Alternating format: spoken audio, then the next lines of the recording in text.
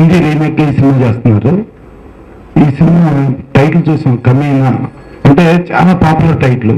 జనరల్గా ఎక్కువ మంది నీచ్ కమీనా కుత్తే అట్ట మాట్లాడుతూ ఉంటాం, చాలా వాడుకపదం కమీనా.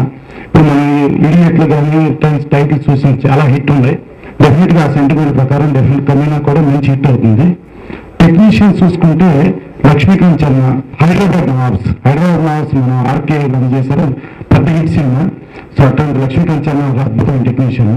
ప్లస్ అలాగే అగత్య పెళ్ళైన కొత్తలో మ్యూజిక్ డైరెక్టర్. ఆ ప్రతి ఒక్కరిని పేరున చూసుకుంటే చాలా పెద్ద పెద్ద టెక్నీషియన్స్ అందరూ చేశారు.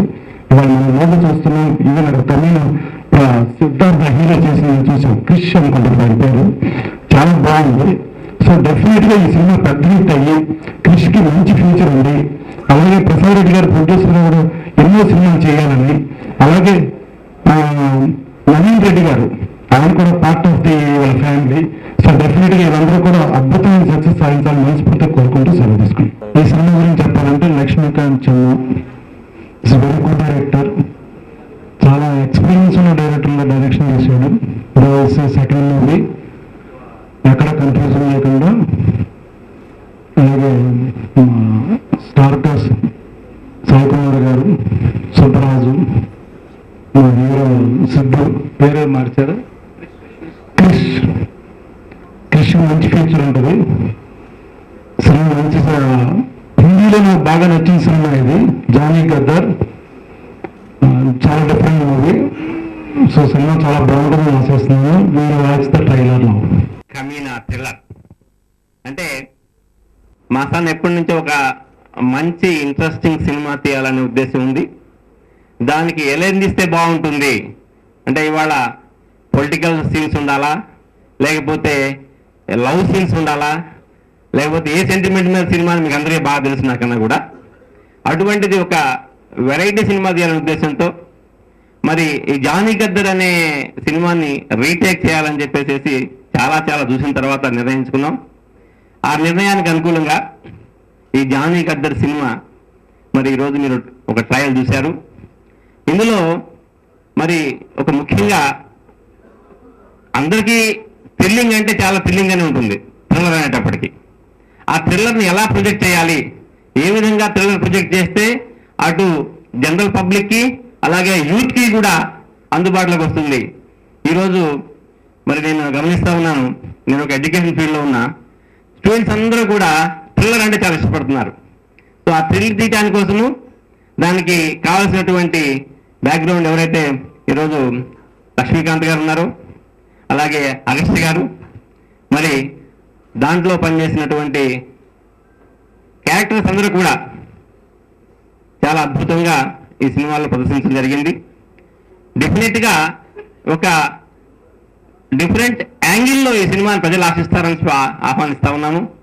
ఎందుకంటే అటువంటి సన్నివేశాలు, అటువంటి కథ రీటేక్ అయినప్పటికీ కూడా తెలుగు ప్రజలకు అనుకూలంగా ఏ విధంగా ఉంటే బాగుంటుంది, ఏ విధంగా ప్రజలు దీన్ని యాక్సెప్ట్ చేస్తారు, యూత్ యాక్సెప్ట్ చేస్తారు అనే ఒక థీమ్తో చాలా చక్కగా ఈ లక్ష్మీకాంత్ గారు కానీ, అగస్త్య గారు కానీ, అలాగే మరి ఇక్కడ బ్రహ్మాజీ గారు ఉన్నారు, అలాగే మరి మిగిలిన క్యారెక్టర్స్ యాక్టర్స్ అందరూ కూడా సాయి కుమార్ కానివ్వండి, రోజా గారు కానివ్వండి, లేకపోతే రవికుమార్ గారు కానివ్వండి, లేకపోతే ఆశీష్ సిద్ధార్థ కానివ్వండి, అందరూ కూడా వారి క్యారెక్టర్కి ఇందులో జీవం పోసారని చెప్పేసి నేను నమ్ముతా ఉన్నాను. డెఫినెట్గా ఈ సినిమా యూత్ అందరికీ కూడా ముఖ్యంగా చాలా థ్రిల్గా ఉంటుందని చెప్పేసి భావిస్తూ సెలవు తీసుకుంటాను. ఫస్ట్ ఆఫ్ ఆల్ నాకు ఈ అవకాశం ఇచ్చిన కుబేర సినిమా తరఫు నుంచి, గ్లిటర్స్ ఎంటర్టైన్మెంట్ తరఫు నుంచి దీపక్ బల్దర్కి అండ్ మా వరప్రసాద్ రెడ్డి గారికి థ్యాంక్స్ చెప్పుకుంటున్నాను. ఈ సినిమా స్టార్ట్ చేయడానికి ఫస్ట్ నాకన్నా బిఫోర్ మా వరప్రసాద్ గారు దీపక్ బల్దర్ ఇద్దరు కలిశారనమాట. ఈ సినిమా చూసి కృష్ణని ఇంట్రడ్యూస్ చేస్తూ సినిమా చేయాలనే డిస్కషన్లో దీపక్కి నాకు నా ఫస్ట్ సినిమా హైదరాబాద్ నవాబ్స్ నుంచి మంచి పరిచయం ఉంది. ఒక 5 years నుంచి సినిమా ఎవరితో చేస్తే బాగుంటుంది, కొంచెం టెక్నికల్గా ఉండాలి మొత్తం అంత డిస్కషన్లో ఇమ్మీడియట్గా దీపక్ నాకు కాల్ చేశాడు. ఒకరోజు నా కాంతి ఒకసారి రా ఆఫీస్గా. సో వెళ్ళాం, కలిసి మొత్తం డిస్కస్ చేసుకున్నాం. సినిమా చూసిన తర్వాత నేను ఫస్ట్ ఒకటే మాట చెప్పుకున్నామండి, ఈ జానీ గద్దర్ అనే రీమేక్ చేయడానికి. ఈ జానీ గద్దర్ చాలా మంది సినిమా, చాలా మంది డైరెక్టర్లు చేద్దాం అనుకున్నారు తెలుగు ఇండస్ట్రీలో.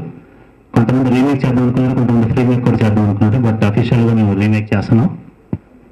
ఈ సినిమా చూసినామంటే ఇమీడియట్ గా ఈవెన్ బ్రహ్మాజీ గారిని నేను కలిసి స్టోరీ చెప్పినప్పుడు కూడా బ్రహ్మాజీ గారు నాకు అన్నారు, ఈ సినిమా నాకు సూపర్ సినిమా అయ్యా, ఇది నేను యాక్చువల్గా ఆల్రెడీ ఈ డీవీడీని నేను ఒకరికి ఇచ్చాను, అంటే ఫ్రీ మేక్ చేద్దామని ఒకరికి ఇచ్చాను, బట్ ఓకే ఎనీవేస్ మళ్ళీ మనకు వచ్చింది, చాలా అదృష్టం అన్నారు. బట్ ఆ సినిమా చూసినప్పుడు ఒకటే చెప్పాను, ఇది యాక్చువల్గా థ్రిల్లర్ అండ్ యాక్షన్ ఉంటుంది. ఈ సినిమా యాస్టీజ్ ఇలా తెలుగులో తీస్తే వర్కౌట్ అవ్వదు సార్. ఈ సినిమాకి ఎంటర్టైన్మెంట్ యాడ్ చేయాలి. ఎంటర్టైన్మెంట్ ఉంటేనే మన తెలుగులో ఆడుతుంది అని డిసైడ్ అయిన తర్వాత ఫస్ట్ నాకు ఫ్రీడమ్ ఇచ్చి ఈ సినిమాలో ఎంటర్టైన్, ఎందుకంటే రీసెంట్గా ఒక సినిమా అలాగే మన తెలుగులో రీమేక్ చేసి చాలా బ్లాక్ బస్టర్ హిట్ అయిన సినిమా మీ అందరికి తెలుసు, దాంట్లో ఎన్ని మార్పులు అయినాయో కూడా. అలాగే మేము కూడా ఏంటంటే ఈ సినిమాని చాలా ఎంటర్టైన్గా చేస్తూ, ఎంటర్టైన్ అంటే స్క్రిప్ట్ ఎక్కడ చెడిపోకుండా ఎంటర్టైన్ అవుతూ, బ్రహ్మాజీ గారి క్యారెక్టర్ ఎంత సీరియస్గా ఉన్నా సరే బట్ ఎక్కడో అండర్ కరెంట్ కామెడీ రన్ అవుతూ ఉంటుంది. అలాగే అందరి క్యారెక్టర్ రఘు గారిది కానీ ప్రతి ఒక్కరిది కూడా కానీ అలాగా కామెడీని ఎంటర్టైన్ చేస్తూ మీకు థ్రిల్గా ఫీల్ అయ్యేటట్టు సినిమాని మేము తీసామండి.